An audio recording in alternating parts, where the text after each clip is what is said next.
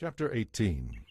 The Lord appeared again to Abraham while he was camped near the oak grove belonging to Mamre. One day, about noon, as Abraham was sitting at the entrance to his tent, he suddenly noticed 3 men standing nearby. He got up and ran to meet them, welcoming them by bowing low to the ground. "My lord," he said, "if it pleases you, stop here for a while. Rest in the shade of this tree, while my servants get some water to wash your feet. Let me prepare some food to refresh you. Please stay a while before continuing on your journey."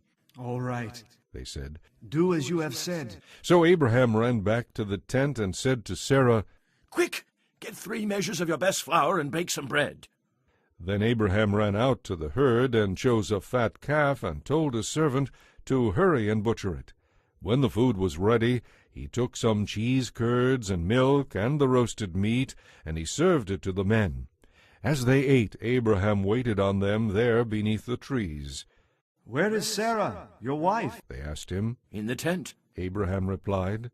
Then one of them said, "About this time next year I will return, and your wife Sarah will have a son." Now Sarah was listening to this conversation from the tent nearby. And since Abraham and Sarah were both very old, and Sarah was long past the age of having children, she laughed silently to herself. "How could a worn-out woman like me have a baby?" she thought. "And when my master, my husband, is also so old."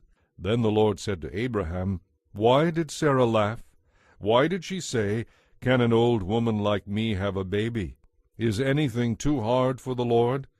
About a year from now, just as I told you, I will return, and Sarah will have a son." Sarah was afraid, so she denied that she had laughed. But he said, "That is not true. You did laugh." Then the men got up from their meal and started on toward Sodom. Abraham went with them part of the way.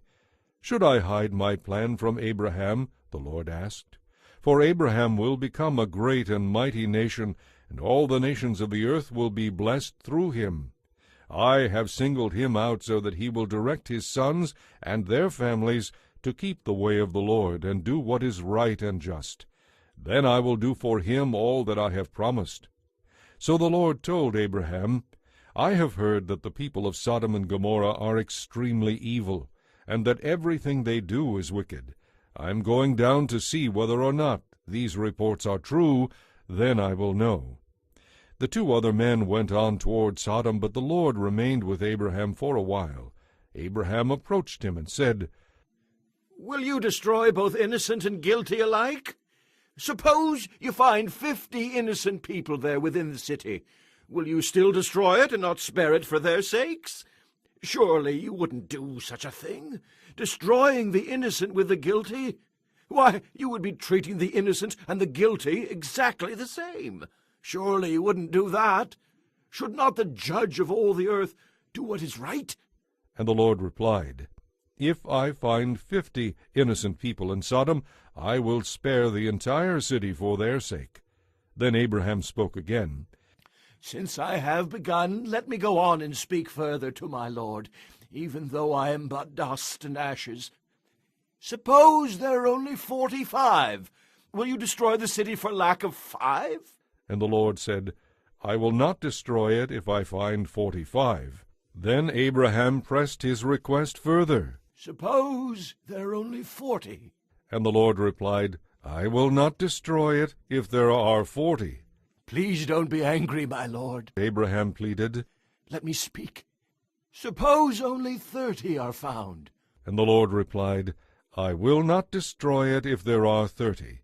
Then Abraham said, "Since I have dared to speak to the Lord, let me continue. Suppose there are only 20. And the Lord said, "Then I will not destroy it for the sake of the 20.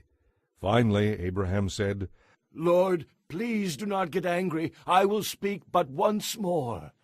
Suppose only 10 are found there." And the Lord said, "Then for the sake of the 10 I will not destroy it." The Lord went on his way when he had finished his conversation with Abraham, and Abraham returned to his tent.